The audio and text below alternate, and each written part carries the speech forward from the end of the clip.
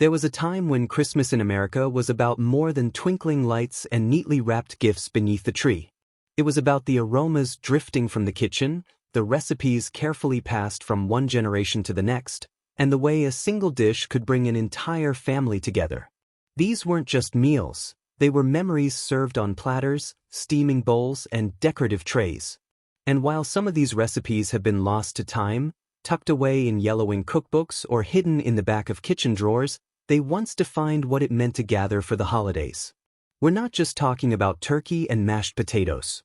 We're talking about jeweled salads that shimmered under the glow of Christmas lights, puddings so rich and spiced they carried the weight of centuries-old traditions, and confections carefully wrapped in wax paper, waiting to be exchanged with neighbors as tokens of goodwill. These dishes told stories. They spoke of immigration and adaptation, of wartime frugality and mid-century creativity, of small-town kitchens and big-city dining rooms. Yet today, many of these recipes are forgotten.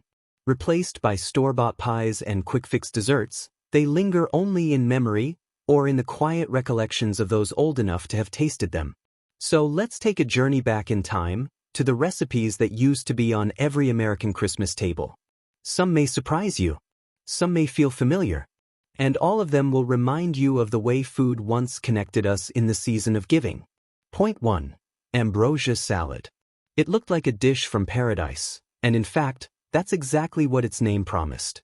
Ambrosia salad was once the crown jewel of Southern Christmas tables, a curious mix of shredded coconut, canned pineapple, mandarin oranges, and miniature marshmallows. Born in the late 1800s, when tropical fruits were rare and expensive, ambrosia was a statement of luxury. If you served it at Christmas, you were showing your guests something exotic and special. By the mid-20th century, it had spread across the country, embraced for its bright colors and sweet, cloud-like taste. But here's the twist: many children groaned when they saw it. For them, ambrosia was less heavenly food and more marshmallows drowning in canned fruit syrup. Yet for mothers and grandmothers, it was tradition, and in the season of tradition, that was reason enough to keep it alive. Next up, we'll explore a pie so rich in spice and history, it once required actual meat to be authentic. Point 2. Mincemeat pie. It wasn't Christmas without a mincemeat pie cooling on the windowsill. But here's the surprise. The earliest versions weren't just fruit and spice, they were packed with real meat. Dating back to medieval England, mincemeat pies made their way to America with settlers who prized their hearty filling of beef or venison blended with dried fruit, brandy, and warming spices. By the 19th century, most families left out the meat, but the name and tradition remained. To many, mincemeat pies were the taste of home, rich with cloves and cinnamon, carrying the weight of old-world nostalgia. Yet for younger generations, the dense filling seemed strange, too foreign, too heavy. Slowly, it faded from Christmas menus. And as one tradition cooled, another, brightly colored and wobbly, was just beginning to jiggle onto the holiday table. Point 3. Ribbon gelatin salad.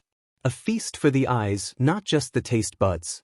Ribbon gelatin salad was a mid-century marvel, with layers of red, green, and white Jell-O stacked into festive ribbons. Created during the post-war years, when gelatin molds were the height of kitchen creativity, it was the ultimate showpiece for Christmas potlucks. Housewives prided themselves on the precision of their layers, carefully timed and poured to perfection. For children, it was magical, shimmering like stained glass under the glow of Christmas lights. For adults, it was a reminder of a modern age where convenience foods could also be beautiful. Yet today, ribbon gelatin salads are a rarity, dismissed as kitschy or outdated. Still, their memory lingers, a reminder of the era when a simple box of Jell-O could dazzle a holiday crowd. And speaking of simple delights, the next treat was once sweet enough to decorate the tree itself. Point 4. Popcorn balls. Sticky, sweet, and wrapped in wax paper, popcorn balls were once a Christmas treasure.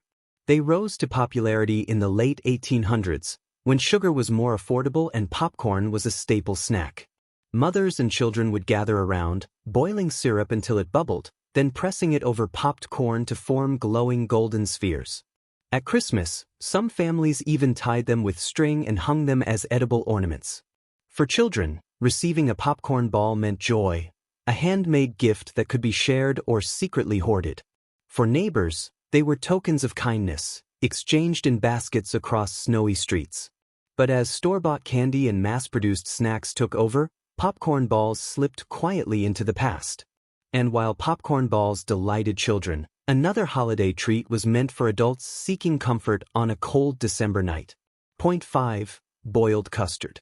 Richer than eggnog, smoother than pudding, boiled custard was once the holiday drink of choice across the South. Made with scalded milk, egg yolks, and sugar, carefully stirred until it reached a velvety thickness, it was ladled into punch bowls and topped with a dusting of nutmeg. Families called it drinking custard, and it was as much a part of Christmas as the tree itself. Its charm lay in its simplicity. Unlike eggnog, it didn't rely on alcohol. Children and adults alike could gather around and share a cup, warm and comforting, after a cold church service on Christmas Eve. But the careful stirring required patience, and as instant mixes and bottled drinks came along, boiled custard quietly disappeared from holiday tables. And if boiled custard brought quiet comfort, the next dish promised a Christmas spectacle, one immortalized in song. Point 6. Figgy pudding. Now bring us some figgy pudding. The carol makes it sound whimsical, but in truth, figgy pudding was no small matter.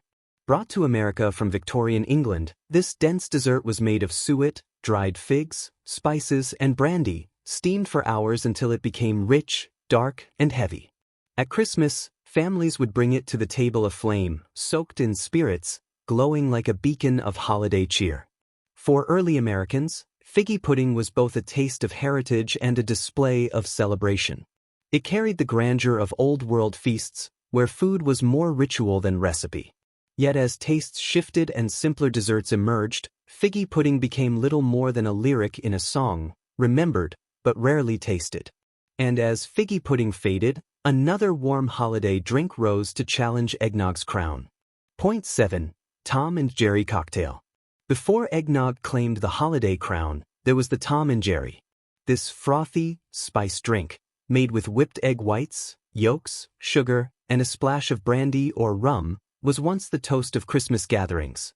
Created in the early 19th century, it was served steaming hot in ornate mugs, often decorated with holly. Unlike eggnog, which could be enjoyed chilled, the Tom and Jerry demanded attention, ladled fresh, warm, and fragrant. For families, it was a symbol of festivity and cheer.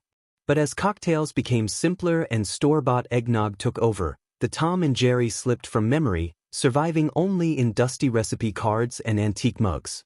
And while the Tom and Jerry warmed adults by the fire, children were reaching for something far sweeter, a treat so magical, it even danced in their dreams. Point 8. Sugar plums. Visions of sugar plums danced in their heads. To most of us, that line from the night before Christmas is pure poetry. But sugar plums were very real. They weren't plums at all, but small confections of spiced nuts, seeds, and dried fruits, rolled into sweet, jewel-like orbs. In 18th and 19th century America, they were painstakingly handmade, often stored in tins and brought out only on special occasions like Christmas. Children adored them, not just for their taste, but for their rarity. Sugar plums were a treasure, a reminder that Christmas was about delights too precious for everyday life. Yet as candy making became industrialized, sugar plums disappeared from the home kitchen, replaced by chocolates and peppermints. And while sugar plums were small and dainty, the next tradition came in bold shapes, pressed from wooden molds that turned cookies into works of art. Point 9. Gingerbread molds. Long before cookie cutters filled drawers, gingerbread was shaped by hand-carved wooden molds. Hearts, angels, and elaborate figures were pressed into the spiced dough, creating cookies that were as much decoration as dessert. The tradition dates back to colonial America, when ginger was a prized spice and baking was a labor of love. At Christmas, these molded cookies decorated tables, hung on trees, and were given as tokens of affection. For children, breaking into a gingerbread figure felt like unwrapping a present. For adults, the cookies carried the warmth of European heritage, a reminder of Christmases long before America was born. But as mass-produced cookie cutters and boxed mixes became common, The artistry of gingerbread molds faded into the past. Still, some families kept the custom alive, often alongside a dish that might surprise modern ears: oysters simmered in cream, served hot on Christmas Eve. Point 10. Oyster stew. To coastal families, it wasn't Christmas without oyster stew bubbling on the stove. In the 19th and early 20th centuries, oysters were cheap and plentiful. Many Catholic families prepared oyster stew on Christmas Eve as a meatless meal before midnight Massachusetts. With butter, cream, and a touch of pepper, it was both simple and celebratory. For children, it was often their first taste of seafood, a rite of passage wrapped in holiday tradition. For parents, it was warmth and comfort on a cold December night. But as oyster prices rose and tastes changed, the dish lost its place on the American holiday table. Today, oyster stew is remembered mostly in coastal towns, where Christmas Eve still carries the faint aroma of the sea. And while oyster stew warmed bellies, the next forgotten recipe sweetened Christmas with a taste of sunshine: candied citrus, once considered a rare winter treasure. Point 11. Candied orange peel. Before grocery stores shipped citrus year-round, an orange was a luxury, especially in the dead of winter. At Christmas, mothers would save the peels, simmer them in sugar syrup, and roll them in crystals of sugar until they sparkled like frosted jewels. For children, candied orange peel was a treasure that tasted like sunshine in the middle of December. For adults, it was a reminder of thrift, of making something extraordinary out of what might otherwise be discarded. These candied strips were often packed into tins or tucked into stockings, simple gifts with lasting sweetness. But as citrus became commonplace, candied peels lost their magic, fading from holiday kitchens. And while candied peel brought brightness to the holiday table, the next dish brought something far more divisive: a Scandinavian tradition that some loved and others dreaded. Point 12. Lutefisk. If you grew up in a Scandinavian American household, you either loved it or avoided the table altogether. Lutefisk, dried cod rehydrated with lye, was a Christmas staple for Norwegian and Swedish immigrants. It arrived in America with 19th-century settlers, a dish born of necessity that turned preservation into survival. At Christmas, lutefisk was smothered in cream sauce or butter, transforming something plain into a meal of celebration. For families, it wasn't just food, it was heritage, a way to keep old-world traditions alive in a new country. For outsiders, its strong aroma was unforgettable, and not always in a good way. Even today, lutefisk dinners survive in a few church basements across the Midwest, though most families have quietly moved on. And while lutefisk divided households, the next dish united them in richness: fruitcake, brought alive with a fiery topping. Point 13. Fruitcake with hard sauce. Fruitcake has a bad reputation today, the butt of jokes and re-gifted tins. But once upon a time, fruitcake was a Christmas luxury, filled with candied fruits, nuts, and spices. What made it truly special was the topping: hard sauce. Made of butter, sugar, and a splash of rum or brandy, hard sauce was spooned warm over slices of fruitcake, melting into a glossy sweetness. It transformed the dense loaf into something decadent. For many families, fruitcake wasn't just dessert. It was an heirloom recipe, aged for weeks or even months before Christmas. Its flavor deepened with time, much like the memories it carried. Yet as quick desserts and store-bought cakes became popular, fruitcake's rich traditions faded. But while fruitcake aged with patience, the next Christmas custom was all about speed: a playful taffy pull that brought families together in sticky fun. Point 14. Molasses taffy pulls. Before board games and television, families entertained themselves with something far sweeter: a molasses taffy pull. Molasses, butter, and sugar were boiled into a golden syrup, then cooled until firm enough to stretch.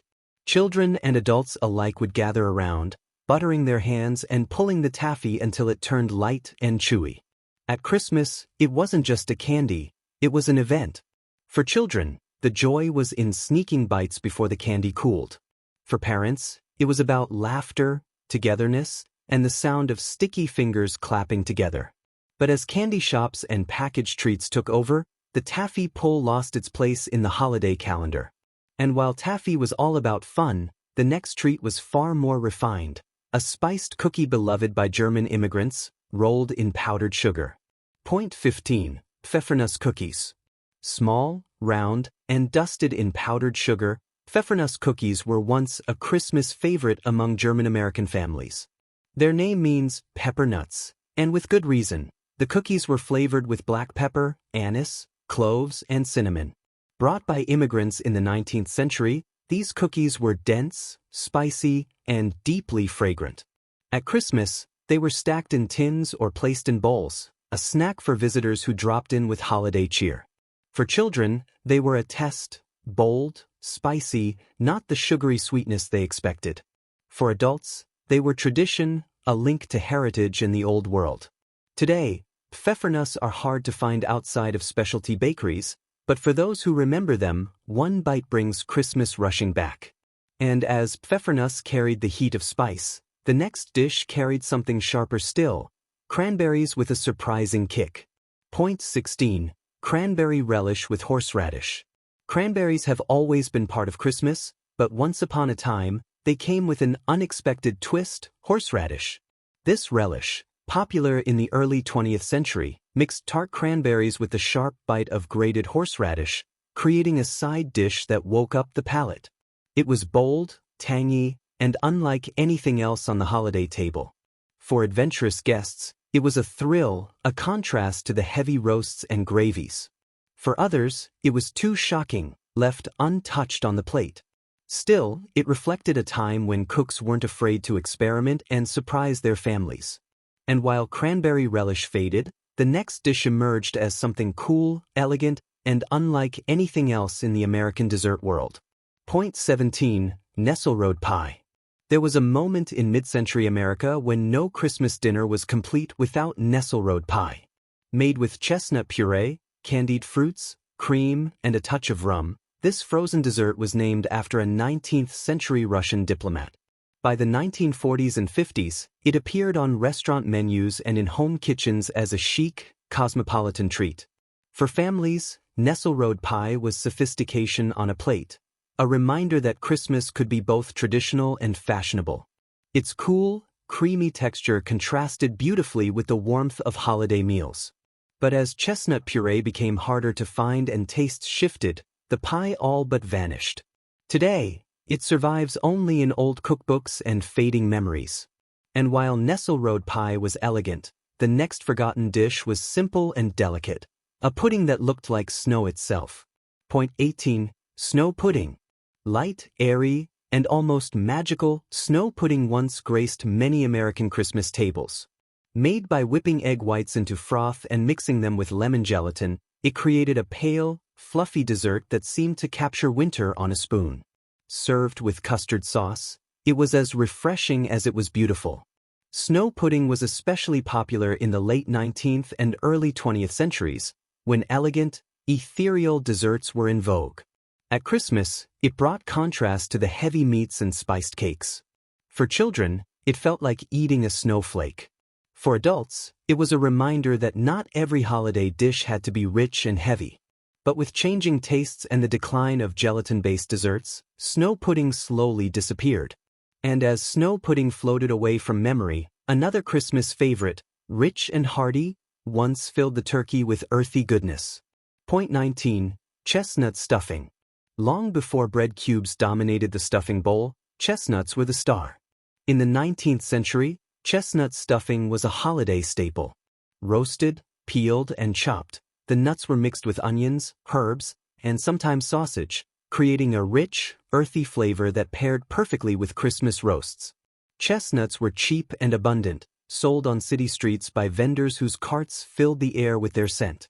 For families, chestnut stuffing wasn't just delicious, it was tradition, a dish that tied the Christmas meal together. But disease nearly wiped out America's chestnut trees in the early 1900s, making the nut scarce and expensive. Slowly, chestnut stuffing was replaced by bread-based versions. And while chestnuts disappeared from stuffing, another sweet treat, light as air but rich in memory, found its way into Christmas candy boxes. Point 20. Divinity candy. Snowy white, glossy, and almost cloud-like, divinity candy was once a Christmas must. Made from egg whites whipped into a stiff meringue, then blended with hot sugar syrup and studded with nuts, divinity looked as heavenly as its name. Mothers and grandmothers would spend hours perfecting the texture, timing the syrup just right. At Christmas, divinity was carefully wrapped in wax paper and given as gifts, a homemade gesture of love and care. Children marveled at its sweetness, adults at its delicacy. But divinity was temperamental, humidity could ruin a batch, and patience was always required. With the rise of easier, store-bought candies, divinity faded from holiday kitchens. Still, for those who remember, one bite brings back the magic of snowy afternoons and sugared fingertips. And while divinity soared like clouds, the next dish brought something far heartier to Christmas tables: rolls of cabbage filled with love. Point 21. Cabbage rolls. For Polish-American families, Christmas wasn't complete without cabbage rolls, or galumpki. Tender cabbage leaves were filled with a mixture of ground meat, rice, and spices, then simmered in tomato sauce until soft and savory. Brought to America by immigrants in the late 19th and early 20th centuries, these rolls were more than a meal. They were a taste of home, a way to keep old-world traditions alive in a new land. At Christmas, they warmed the table, hearty enough to feed large families gathered together. For children, the dish often meant homecoming, the smell of cabbage and tomatoes filling the house.